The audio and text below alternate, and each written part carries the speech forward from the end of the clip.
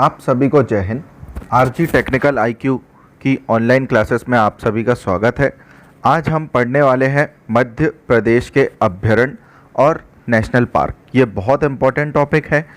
इससे MPPSC mains में भी क्वेश्चन आते हैं कि मध्य प्रदेश में आप आरक्षित वन या संरक्षित वनों के बारे में टिप्पणी कीजिए या मध्य प्रदेश के अभयारण्यों के बारे में टिप्पणी कीजिए।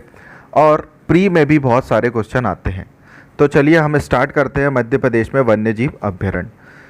मेरा आपको सजेशन है कि वीडियो को आखिरी तक देखिएगा। आपको एक एक वन्य जीव अभयारण्य और नेशनल पार्क याद कराने की पूरी से पूरी कोशिश की जाएगी। आप बस वीडियो को आखिरी तक देखिएगा और सुनिएगा। चलिए जय हिंद। चालू करते हैं इसी के साथ हम वन्य जीव अभयारण्य। वन्य जीव अभयारण्य में सबसे पहले बेटा बच्चों के दिमाग में क्वेश्चन आता है कि अभयारण्य क्या होता है सर, नेशनल पार्क क्या होता है सर। दो चीज़ होती है, अभयारण्य और राष्ट्रीय उद्यान क्या होता है। तो देखिए बच्चों, शासकीय आधार पर, किस आधार पर? शासकीय आधार पर वनों को 3 भागों में बांटा गया है। कितने भागों में बांटा गया है? 3 भागों में बांटा गया है। एक होता है आरक्षित वन। एक कौन से वन होते हैं बेटा? आरक्षित। एक होते हैं आपके संरक्षित और एक होते हैं आवर्गिक। आरक्षित, संरक्षित और आवर्गिक कौन कौन से होते हैं? आरक्षित, संरक्षित और आवर्गिक वन होते हैं। ठीक है, यह शासकीय आधार पर 3 प्रकार के वन होते हैं। तो आरक्षित वर्ग, आरक्षित वन कौन से? आरक्षित वन। आरक्षित वन बेटा ऐसे वन होते हैं जिसमें आप वन्य जीवों को रखते हैं। और यहाँ पे सबसे इम्पोर्टेंट फैक्ट ये है कि यहाँ पे नेशनल पार्क बनाए जाते हैं। और नेशनल पार्क बनाए जाते हैं, यहाँ पर मानवीय गतिविधियाँ पूरी तरीके से क्या होती हैं? बैन होती हैं, पूरी तरीके से बंद होती हैं मानवीय गतिविधियाँ। कहाँ पे? आरक्षित वनों पे मानवीय गतियाँ पूरी तरीके से बंद होती हैं। इसीलिए यहाँ पे कौन से पार्क बनाए जाते हैं? National park. मध्य प्रदेश में सबसे ज़्यादा आरक्षित जो वन है वह कहाँ पर है? यह क्वेश्चन आता है। तो देखिए, आरक्षण की बात करें तो ओबीसी, एसटी, एससी और अब तो ईडब्ल्यूएस ऐसे खंड खंड में बांट दिया है। तो सबसे ज़्यादा आरक्षित वन जो है ये खंडवा में है। कहाँ पर है? खंडवा में है। सबसे ज़्यादा आरक्षित वन कहाँ पर स्थित है बच्चों?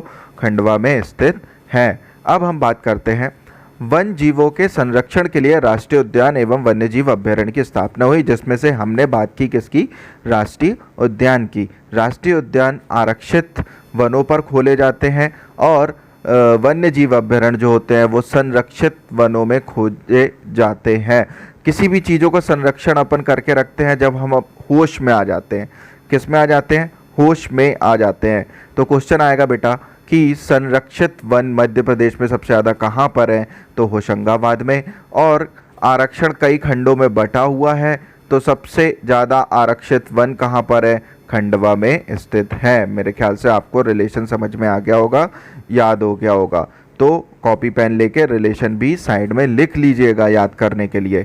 अब बात करते हैं 1971 में वनों के शिकार, वन में रहने वाले जो जीव हैं उनके शिकार पे मध्य प्रदेश ने पूरी तरीके से क्या लगा दिया? बैन लगा दिया। और मध्य प्रदेश में लगभग 11,000 किलोमीटर स्क्वायर में वन्य जीव अभयारण्य और नेशनल पार्क हैं। ठीक है, अब क्या होता है कि ये क्वेश्चन आता है कि मध्य प्रदेश में भारत के किस राज्य में सबसे ज़्यादा अभयारण्य और नेशनल पार्क हैं? तो वो कहाँ पे है? मध्य प्रदेश में है। अब बात करते हैं कितने नेशनल पार्क और कितने अभयारण्य हैं। तो मध्य प्रदेश में 11 नेशनल पार्क हैं, जिसमें से हमें अभी कितने देख रहे हैं? 9 देख रहे हैं, क्योंकि 2 प्रस्तावित है तो उसके बारे में हमें चर्चा नहीं करनी है। और 25 क्या है? अभयारण्य है। ठीक है, अभयारण्य में भी हमें क्या देखनी है? 31 अभयारण्य है। इसमें से हमें कितने देखने हैं? 25 देखने हैं। और 25 बेटा इसलिए देखने हैं क्योंकि जो 31 हैं ये प्रस्तावित है, 25 के बाद 6 और 25 मुख्य रूप से अभी प्रेजेंट में है। तो इन सब के बारे में हमें याद रखना है। तो जो दृष्टि की बुक है उसमें लिखा है कि 7 नेशनल पार्क और 25, और पुणेकर और महावीर की बुक में 11 राष्ट्रीय उद्यान और 31 अभयारण्य है ऐसा लिखा हुआ है, लेकिन व्यापम ने जो उत्तर लिया है बेटा, व्यापम ने उत्तर ये लिया है। तो हमें किसके साथ जाना है? 11 और 31 के साथ जाना है। तो नेशनल पार्क कितने हैं? 11, और अभ्यारण्य कितने हैं? 31 हैं। अब बात करते हैं, यहाँ से सीधा सीधा क्वेश्चन आता है कि मध्य प्रदेश में कितने टाइगर रिजर्व है, मध्य प्रदेश में कितने खारमौर अभ्यारण्य है, मध्य प्रदेश में कितने सोन चिड़िया अभ्यारण्य है, मध्य प्रदेश में कितने घड़ियाल पार्क हैं। तो घड़ियाल पार्क मध्य प्रदेश में 3 है।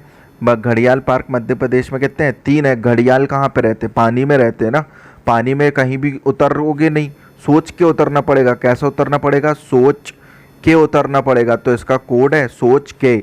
सोन घाटी अभ्यारण्य, ठीक है, चंबल घाटी अभ्यारण्य और केन घाटी अभ्यारण्य, ये तीनों किसके लिए फेमस है बेटा? घड़ियाल के लिए फेमस है। फिर उसके बाद बात करें सोन चिड़िया। कौन सी चिड़िया? सोन चिड़िया। सोन चिड़िया जो है ये अभी देखेंगे अपन। सरदार लोग सोने के जैसे काम करते हैं, या ये बोल सकते हैं सोते रहते हैं। तो सरदारपुर, कहाँ पे?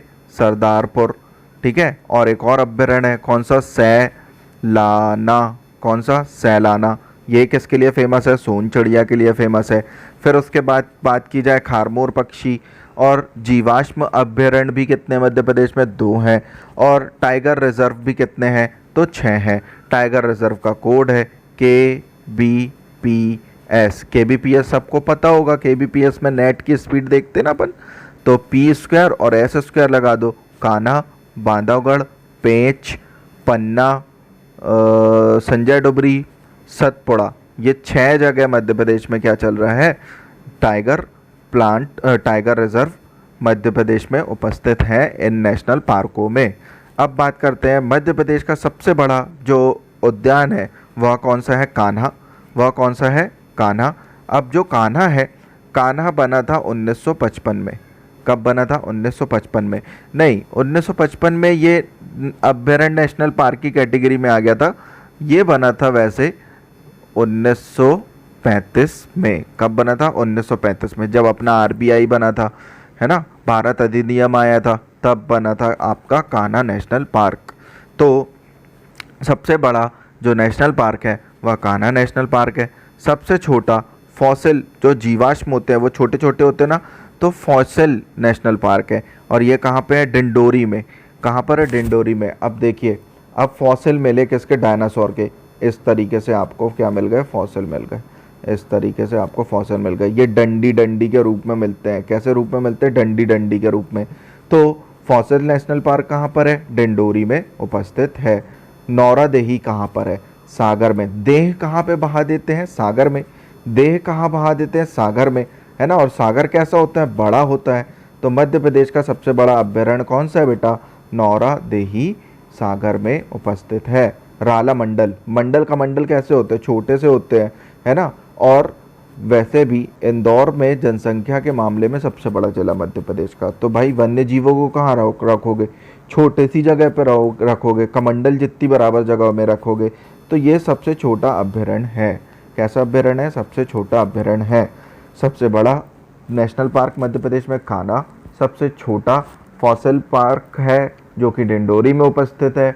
नौरादेही सागर में उपस्थित है। राला मंडल इंदौर में, यह सबसे छोटा नेशनल पार्क है। और माधव राष्ट्रीय उद्यान की अब बात करते हैं, क्योंकि यहाँ से व्यापम में क्वेश्चन पूछ लिया था और वो उस समय बहुत कठिन लेवल पे था।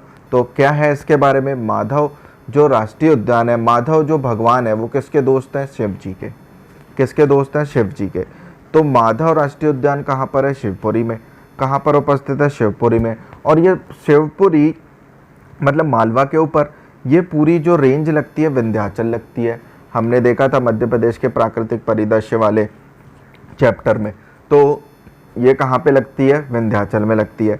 अब यहाँ पे क्या होता था, जो ग्वालियर के राजा महाराजा बड़े बड़े थे वो शिकार खेलने आते थे, और यही क्वेश्चन आया था कि माधव नेशनल पार्क कहाँ का, कि किस राजाओं का शिकार गृह था। तो किस राजाओं का था? सिंधिया राजाओं का शिकार गृह था। अब 1918 में, कब की बात हो रही बच्चों? 1918 में। सर इंपॉर्टेंट नहीं है, माधवराव सिंधिया ने 3 बांध बनवाए थे, ये बहुत इंपॉर्टेंट है। अब जो माधवराव सिंधिया थे वो समाज की भलाई के लिए काम करते थे। किसके लिए काम करते थे? समाज की भलाई के लिए। माधवराव सिंधिया किसके लिए काम करते थे? समाज की भलाई के लिए। तो सा से संख्या सागर, माँ से माधव सागर और जा से जाधव सागर, ये 3 बहुत बड़े बड़े इन्होंने वहाँ पे क्षेत्रीय बांध बनवाए थे।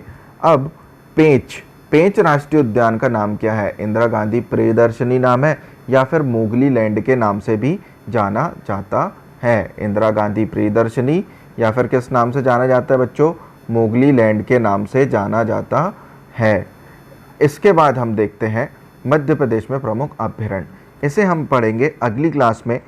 पूरा देखिएगा इसे आखिरी तक और छोड़िएगा नहीं अगली क्लास, क्योंकि एक से एक ट्रिक के साथ एक एक चीज़ें याद करा दी जाएंगी आपको। लगभग पूरे 25 के 25 अभ्यारण्य याद करा दिए जाएंगे। ठीक है, चलिए, जय हिंद।